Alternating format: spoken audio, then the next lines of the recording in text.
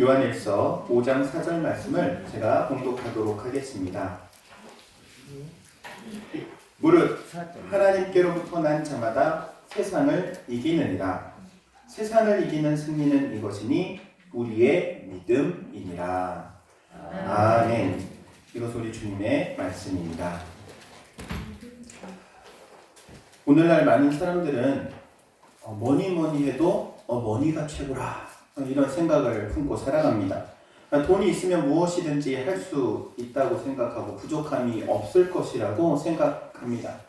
그래서 집도 더 좋고 크고 좋은 집, 차도 더 좋은 차를 원합니다. 우리나라 특별한 점 중에 하나가 이사를 많이 하고 차를 바꾸는 데 걸리는 소요되는 시간이 아주 짧다고 하죠. 그런데 이러한 특별한 물질이나 환경이 우리에게 참 행복이나 참 만족을 주는 것은 아닙니다. 살기는 편해졌을지 모릅니다. 그런데 살기 좋은 이 편리함이 우리의 행복이 될 수는 없는 것이죠. 여러분 혹시 30년 전에 서울 터미널 가보신 적 있으십니까? 30년 전. 저는 제 기억에 가장 남는 장면 중에 하나가 이거예요. 터미널에 탁 버스 내리면은 바로 앞에 보이는데 공중전화 박스가 한 20개가 쫙 있어요. 그럼 거기에 또 줄이 막 한 10대 명에서 20명씩 줄을 서 있어요. 왜 줄 서 있죠? 전화하려고. 근데 전화도 길지도 않죠. 짧게 한마디 하려고. 뭐라고 짧게 한마디 합니까? 나 도착했어. 그쵸. 서울에 있는 친척에게 혹은 뭐 가족들에게 전화하면서 나 이제 서울에 도착했어. 그거 전화 한 번 하려고 그 줄을 20명이나 되는 그 줄을 서서 기다리고 있는 거예요. 그때랑 지금 비교해보면 얼마나 좋습니까? 요즘은 공중전화 찾아보기가 어려워요. 다 뭐 가지고 다녀요? 휴대폰을 다 가지고 다니니까 언제든 어디서든 전화할 수 있는, 이처럼 세상이 편리해졌어요. 엄청 편리해졌는데 이 편리함이 사람을 행복하게 하지는 않는다는 거예요. 여러분 핸드폰 하나씩은 다 가지고 계실 거예요. 그쵸? 근데 나 핸드폰이 있어 너무 행복해, 이런 사람 있어요? 그런 사람 본 적 있어요? 없죠. 세상이 편리해지기는 했지만 그 편리함이 우리에게 참 만족을 혹은 참 행복을 주지는 않는다는 거예요. 참 행복과 참 만족은요, 우리 주님께서만 주시는 줄로 믿습니다. 여러분, 세상은요, 그 어떤 것도 우리에게 만족함을 줄 수 없지만 오직 예수님은 우리에게 진정한 만족, 진정한 행복을 주시는 분이세요. 그렇기에 우리는 예수님을 붙들어야 할 줄로 믿습니다. 사랑하는 주님을 더 사랑하고 그 주님을 더 믿을 때에 우리의 삶에 참 만족이 임하는 거예요. 오늘도 주님은 학문이나 지식이나 행복과 꿈에 목마른 자들을 찾으십니다. 그리고 그들을 만나기를 원하세요. 그리고 그 만남 가운데 하나님이 주시는 은혜로 참 만족, 참 행복 누리게 되는 것이죠. 사랑하는 우리 당일교회 성도 여러분, 우리 주님 안에 누릴 수 있는 이 행복을 얻으시기를 주의 이름으로 축복합니다. 여러분, 아브라함은요, 하나님을 믿는 믿음, 그 믿음 하나로 살았던 사람이에요. 믿음의 사람이 그 아브라함의 삶을 돌아보면요, 아브라함은 경쟁하지 않았어요. 사람들과 다투지도 않았어요. 더 좋은 땅을 얻으려고 쟁취하려고 다툼을 하지 않았어요. 모든 것을 다 양보했어요. 나눠줬어요. 베풀어줬어요. 그럼에도 불구하고 이 아브라함은 결국에 하나님께서 인정해 주시고 그의 믿음을 통해서 하나님께서 주시는 참 행복을 누리게 된 것이에요. 아브라함을 가리켜서 우리는 복의 근원이라고 말하고 믿음의 조상이라고 말합니다. 여러분, 이것은 아브라함만의 이야기가 아닌 오늘 살아가는 예수 그리스도를 믿는 성도들에게 주시는 그런 복인 줄로 믿습니다. 이제는 여러분이 아브라함과 같은 존재가 된 거예요. 믿음의 조상이요, 또 복의 근원이요. 옆에 있는 분들하고 이렇게 인사하도록 하겠습니다. 당신은 복의 근원입니다. 당신은 믿음의 새로운 조상입니다. 저희는 우리들의 새로운 조상입니다. 할렐루야. 아멘. 아멘. 여러분, 그런데 이 소중한 믿음, 이 믿음을 잘 지켜야 되는데 우리의 믿음 생활을 흔드는 게 있어요. 믿음을 흔드는 것. 첫 번째는요, 의심이라는 것이 우리의 믿음을 흔들어요. 잘 믿다가도 어느 순간 이런 생각이 탁 들어요. 내가 지금 이게 믿는 게 맞나? 내가 지금 이렇게 살아가는 게 믿음 생활 맞을까? 라는 물음표. 이것을 의심이라고 해요. 여러분, 구원은 내가 무엇인가를 잘해서 얻은 게 아니에요. 내가 잘나서가 아니에요. 내가 하나님 원하시는 무언가를 했기 때문에 얻은 게 아니에요. 성경은 이렇게 말씀하시죠. 에베소서 2장 8절 말씀에 너희는 그 은혜를 인하여 믿음으로 말미암아 구원을 받았으니 이것은 너희에게서 난 것이 아니요 하나님의 선물이라. 구원이 내가 어떤 행함을 통해서 얻은 게 아니고 하나님께서 베풀어 주신 선물이래요. 하나님께서 거저 주신 선물이 바로 구원이에요. 사랑하는 당인교회 성도 여러분, 오직 은혜로 구원을 얻는 줄로 믿습니다. 오직 은혜로, 오직 믿음으로 이 구원을 얻게 되는다는 사실을 기억하시기 바랍니다. 우리의 믿음을 흔드는 두 번째 요소가 있어요. 그것은 바로 인생에서 만나게 되는 풍랑이에요. 인생에서 만나게 되는 어려움, 고난이라고 말하죠. 어려우면 어려울수록 더욱 하나님을 붙드는 사람이 있는가 하면요, 어려우면 그 어려움을 피해서 도망가 버리는 사람도 있어요. 예전에 제가 교육전도사를 처음 했을 때 있었던 교회 이야기예요. 새롭게 교회에 출석하시게 된 분이 계셨어요. 이분이 처음 신앙생활을 시작하셨는데 얼마나 또 재밌는지 몰라요. 목사님을 가리켜서 이렇게 얘기해요. 큰 목사님, 작은 목사님. 그런데 그때 담임 목사님 키가 작았어요. 부목사님 키가 컸거든요. 근데 이분이 말하는 큰 목사님은 담임 목사님을 말하는 거고 작은 목사님은 부목사님을 말하는 거예요. 왜 그러냐면 이분은 절을 다니셨거든요. 그래서 큰 스님, 작은 스님 하듯이 목사님도 담임 목사님을 큰 목사님, 부목사님을 작은 목사님으로 하는 거예요. 그러니까 처음 서로 얘기 들으면 헷갈려. 큰 목사님 그러면은 우리는 키가 큰 부목사님을 생각하는데 이분은 누구를 말하는 거야? 담임 목사님을 말하는 거야. 이렇게 달라. 이분이 와가지고 이제 신앙생활을 하는데 정말 열심히 해요. 교회 등록한 지 얼마 안 됐는데 새벽 기도부터 막 나오고 정말 열심히 해요. 그런데 어느 날 갑자기 어느 날부터 안 나오시는 거예요. 발길을 쭉 끊는 거예요. 그래가지고 궁금해서 이제 목사님이 신방도 가고 그랬는데 나중에 이제 알게 됐어요. 그분이 발길을 딱 끊는 이유가 이분이 교회 가면 복 받는다고 해서 교회를 등록해서 다녔는데 집에 도둑이 들어왔다는 거예요. 도둑이. 자기가 그동안 평생 절을 다닐 때는 한 번도 도둑이 든 적이 없는데 내가 교회 나갔는데 도둑이 들었다 이거야. 그래가지고 나 더 이상 교회를 못 다니겠다는 거야. 그리고 교회 발길을 뚝 끄는 거예요. 여러분, 어려움이 있고 시험이 있으면 더 하나님을 붙드는 사람이 있는가 하면 그 어려움 때문에 하나님을 떠나버리는 사람도 있더라는 거예요. 사랑하는 우리 당인교회 성도 여러분, 어려울수록 하나님을 붙드시기 바랍니다. 나에게 있는 그 시험이 하나님께서 우리를 다뤄보기 위한 시험일 수 있는 거예요. 혹은 우리의 믿음을 연단하기 위해서 더 굳센 믿음으로 세워가기 위해서 주시는 시험일 수도 있는 거예요. 자, 그리고 세 번째 우리의 믿음을 흔드는 요소는 유혹이라는 녀석이에요. 유혹. 세상의 즐거움과 쾌락, 이것들이 우리를 유혹합니다. 여러분, 물고기를 잡을 때 미끼를 달아가지고 내리잖아요. 그러면 그 미끼 냄새를 맡고 물고기가 덜컥 물면 낚시꾼은 할렐루야라고 하죠. 근데 사단이 그와 마찬가지로 미끼를 걸어가지고 성도들을 유혹하기 위해서 내려놨어요.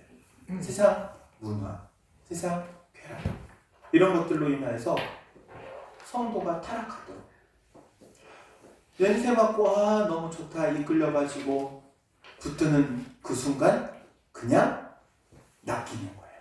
누구한테 낚여요? 사단한테 낚이는 거예요. 여러분, 그렇기 때문에 우리는 항상 조심해야 합니다. 세상의 문화, 물론 우리가 다 가지고 누릴 수 있어요. 그런데 분별해서 나에게 필요한 것들, 그리고 나에게 유익한 것들, 나에게 도움이 되는 것들을 가려야 할 줄로 믿습니다. 이게 분별력이에요. 유혹을 이길 수 있는 분별력. 여러분 아십니까? 예수님도 사단에게 이 유혹을 당했어요. 예수님도 당한 시험, 예수님도 당한 유혹, 성도들이 당하지 않을 거라 생각하지 않아요. 그러나 물론 유혹을 당하긴 하지만 이겨낼 길이 있는 줄로 믿습니다. 또한 이겨낼 길을 주의 이름으로 축원드립니다. 사랑하는 다인교회 성도 여러분, 이 믿음이 흔들리지 않으려면요, 기초가 튼튼해야 돼요. 기초가 단단해야 넘어지지 않고 쓰러지지 않는 거죠. 2010년도에 있었던 일이에요. 중국에서 아파트를 세웠는데 이 아파트가 거의 다 완공이 된 아파트가 도미노 넘어지듯이 넘어졌어요. 그래가지고 가서 봤더니 왜 넘어졌는지 봤더니 그 안에 건물을 세울 때 철근을 넣어야 되는데 철근 대신에 대나무를 넣은 거예요.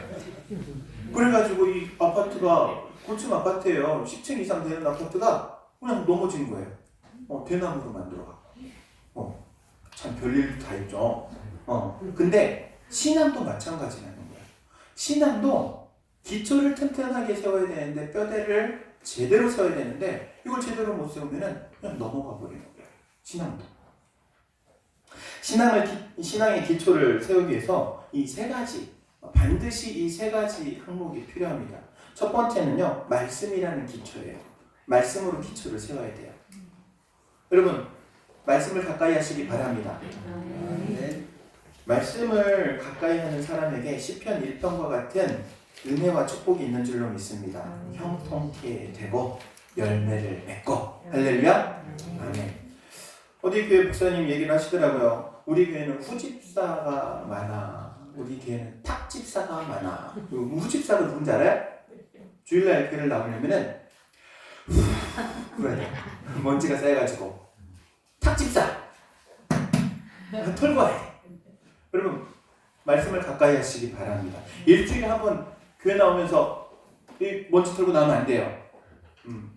계속 날마다 꾸준히 성경을 가까이 하고 말씀을 가까이 하고 말씀을 채워가시기를 주의 이름으로 축원드립니다. 그리고 두 번째는 기도의 기초를 세워야 돼요. 무슨 기초를 세워요? 기도의 기초. 많은 사람들은 기도하는 걸 어려워해요. 목사님 기도해 주세요. 그럼 저 속으로 그렇죠. 내 기도보다 당신 기도가 더 빠를 텐데 왜 나를 거쳐가려고 하나?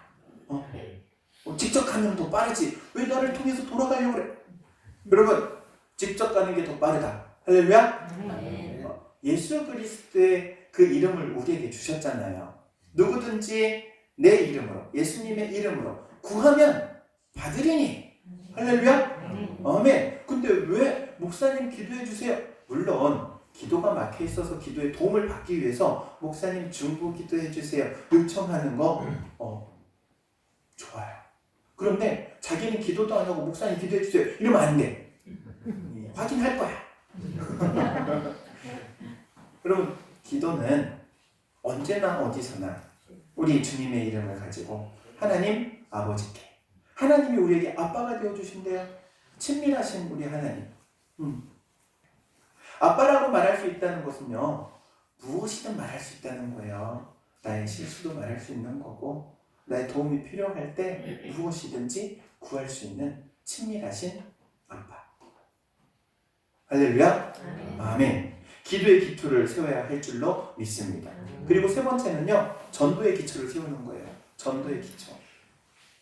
전도라는 말을 영어로 하면 미션인데, 미션이라는 말은 또 임무라는 말로 바꿔서 말할 수 있어요. 임무예요, 임무.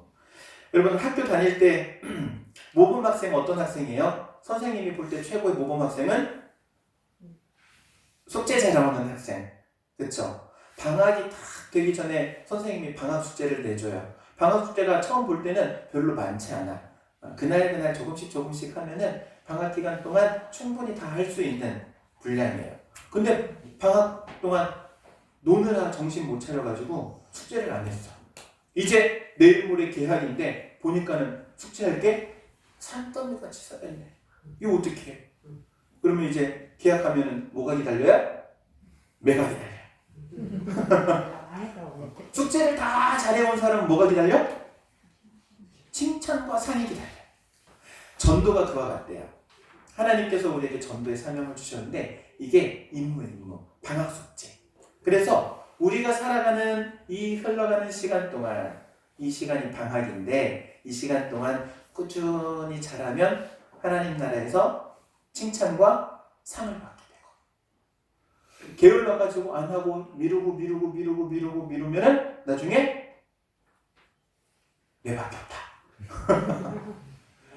사랑하는 다인교회 성도 여러분, 우리는 전도함으로 칭찬받고 상급 쌓는 우리 교회, 우리 성도가 될 줄로 믿습니다. 이 전도의 기초를 세우는 거예요. 그래가지고 세 가지 기초를 세우는 거. 말씀의 기초를 세우고, 기도의 기초를 세우고, 전도의 기초를 세우는 것. 이 세상 생명 걸고 힘써야 할 일, 예수밖에 없습니다. 어디를 가든지 무엇을 하든지 주님을 믿는 믿음으로 하는 것.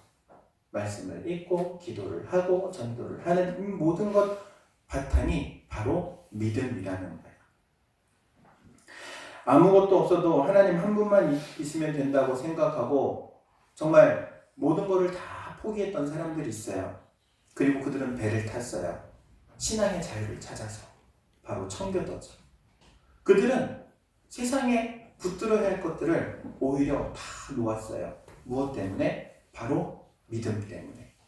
그런데 그들의 그 믿음이 결국엔 승리합니다. 어떻게 승리합니까? 지금의 거대한 최강국이라고 하는 이 미국이라는 나라를 세우게 된 기초가 된 사람들이죠. 여러분, 믿음은 이렇게 위대한 겁니다. 처음 시작은 정말 보잘것없이 작게 시작하지만 그 결국에는 놀라운 하나님의 축복이 임하고 또 놀라운 결과를 맺게 되는 것이죠. 그렇기 때문에 우리는 하나님을 붙드는 이 믿음으로 이겨내야 할 줄로 믿습니다. 기독교는요, 인간의 문제를 인간의 힘으로 해결하라고 말하지 않아요. 하나님의 능력으로 해결하라고 말해요. 잠언 3장 5절 말씀이 이렇게 말합니다. 너는 마음을 다하여 여호와를 신뢰하고 네 명철을 의지하지 말라. 네가 아무리 지혜롭다 그리고 네 지혜가 있다 해도 그거 의지하지 말고 오직 하나님만 의지해라 라는 거예요. 이사야 2장 22절에 이렇게도 말씀하십니다. 너희는 인생을 의지하지 말지니 그의 호흡은 그 코에 있나니 새말 가치가 어디 있겠느냐. 사람도 의지하지 말라는 거예요. 너 자신도 의지하지 말고 사람도 의지하지 말고 오직 하나님만 의지하라는 거예요. 세상 그 누구도 믿을 수 없지만 오직 하나님만 믿을 수 있습니다. 왜냐하면 바로 예수님께서 우리 인생의 모든 문제를 해결해 주실 수 있는 분이시기에 나의 개인적인 문제뿐만 아니라 이 사회가 안고 있는 문제도 예수님을 통해서 해결된다는 사실을 기억하시기 바랍니다. 누구든지 예수 그리스도를 믿으면 멸망치 않고 영생을 베풀어 주시는 그 하나님의 은혜, 그 가운데 우리에게 허락하시는 평안, 기쁨, 즐거움, 행복도 함께 있음을 기억하시기 바랍니다. 주님만이 우리의 구원이 되시고 도우시는 분이시라는 사실을 기억하시고 이 주님을 믿으시기를 바랍니다. 주님은 쓸모없는 돌들도 쓸모있게 머릿돌과 같이 세우시는 분이세요. 우리의 인생도 쓸모있는 자리에 세워가시는 분이 바로 우리 주님이심을 기억하시기 바랍니다. 나는 힘 없고 능력도 없고 부족한데요. 그러나 그 부족함을 주님의 도우심으로 채울 수 있다는 사실을 기억하시기 바랍니다. 찬양 가운데 이런 찬양이 있죠. 나의 등 뒤에서.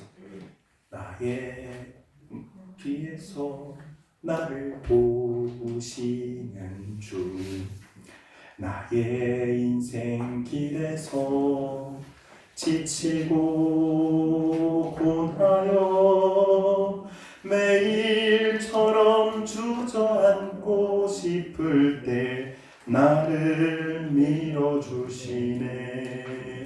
일어나 걸어라 내가 새 힘을 주리니. 일어나 너 걸어라 내 너를 도우리. 하나님이 도우시는. 할렐루야. 아멘. 우리에게 요구하시는 것은 오직 하나예요. 믿음. 너희가 세상을 이길 수 있는 것은 오직 하나, 믿음이다. 너희의 실력도 아니고 능력도 아니고 오직 믿음이다. 오늘 요한일서 5장 4절은 우리에게 그렇게 말씀하고 계십니다. 세상을 이기는 믿음, 이 믿음으로 세상에서 승리하는 우리 당인교회 성도님들 다 되시기를 주의 이름으로 축원드립니다. 기도하도록 하겠습니다. 사랑과 은혜가 충만하신 하나님, 은혜를 감사를 드립니다. 우리가 세상 가운데 살아가며 흔들리고 넘어질 때도 많이 있습니다. 그러나 어떠한 상황 가운데에서도 우리의 믿음을 붙들어 주시고 또 이 믿음이 견고해지도록 붙들어 주옵소서. 우리 또한 이 믿음으로 세상을 승리하기를 원합니다. 하나님, 저희의 연약함 가운데 그러나 성령께서 주시는 믿음으로 더욱더 견고하게 세워지게 하시고 무엇보다도 우리의 각 가정들이 믿음의 가정되게 하시며 또 우리 당인교회가 믿음의 초석과 같은 그러한 교회가 될 수 있도록 성령으로 역사하여 주옵소서. 예수님의 이름으로 기도하옵나이다. 아멘.